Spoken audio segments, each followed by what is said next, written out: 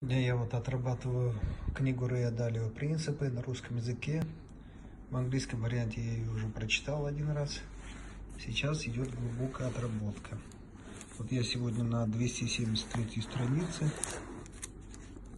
273 страница. Как видите, вот как я работаю с книгой. Каждая закладка, каждый цвет обозначает, имеет свое обозначение. В целом их 4 обозначения. 4. Синие, желтые, или желтые, немного оранжевые, зеленые и красные.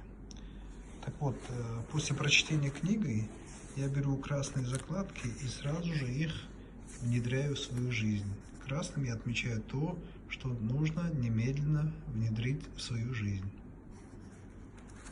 Синие — это, как правило, какие-то ссылки или факты, которые нужны, цифры там и так далее.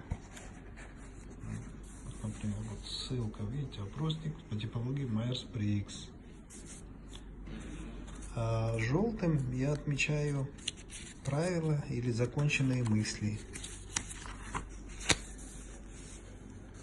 Вот. Это вот правило такое я отметил. Зеленым я отмечаю обычно то, над чем нужно подумать.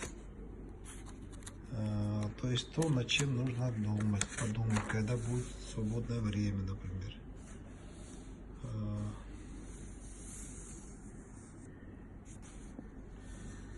Вот надо. Здесь мысль над меритократией идеи надо подумать.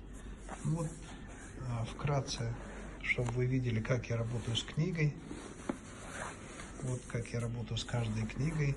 И у меня этот принцип, я его вкратце называю принцип соковыжималки. Я с каждой книги вот так вытаскиваю все витамины и питательные свойства.